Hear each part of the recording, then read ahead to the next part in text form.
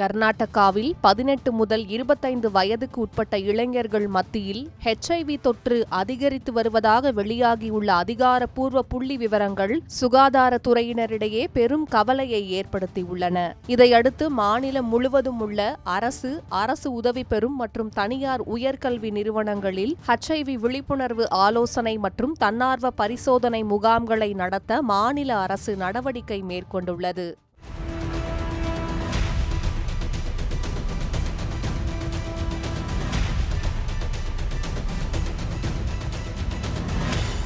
கர்நாடக மாநில எய்ட்ஸ் தடுப்பு சங்கத்தின் பரிந்துரையை தொடர்ந்து விஸ்வேஸ்வரய்யா தொழில்நுட்ப பல்கலைக்கழகம் மற்றும் கல்லூரி கல்வித்துறை இணைந்து மாணவர்களுக்கான ஒருங்கிணைந்த சுகாதார முகாம்களை நடத்த ஏற்பாடு செய்து வருகின்றன.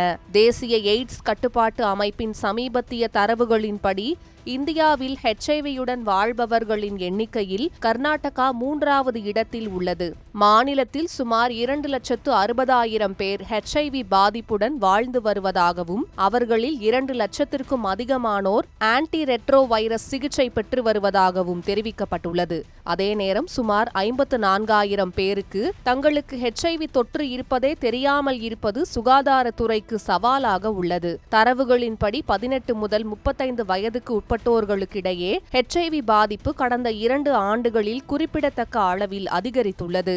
2023-24 ஆண்டில் 44,500 இருந்த பாதிப்பு எண்ணிக்கை 2025-26 ஆண்டில் 66,600 உயர்ந்துள்ளது. இதில் 18 முதல் 25 வயதுக்கு உட்பட்ட 7,000க்கும் மேற்பட்ட இளைஞர்களுக்கு HIV தொற்று இருப்பது கண்டறியப்பட்டுள்ளது. இளைஞர்களிடையே HIV பரவலுக்கு முக்கிய காரணங்களாக பாதுகாப்பற்ற பாலியல் உறவுகள், HIV மற்றும் பால்வினை நோய்கள் குறித்து போதிய விழிப்புணர்வு இல்லாமை, ஊசி மூலம் போதைப் பொருள் பயன்படுத்துதல் மற்றும் தாமதமாக பரிசோதனை மேற்கொள்வது ஆகியவை மருத்துவ நிபுணர்களால் சுட்டிக்காட்டப்படுகின்றன.